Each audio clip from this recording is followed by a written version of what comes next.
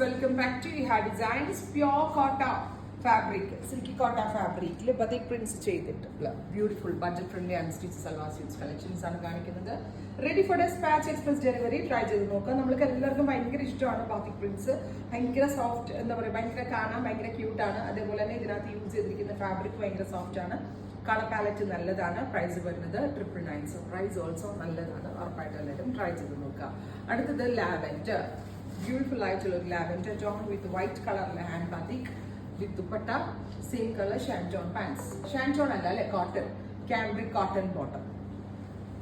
അടുത്തത് വരുന്നത് നല്ല രസമുള്ളൊരു ലൈറ്റ് ഒരു pista green tone, beautiful pista colour with dupatta, same colour തന്നെ വരുന്ന ബോട്ടം, കോട്ടൺ കാംബ്രിക് ബോട്ടം.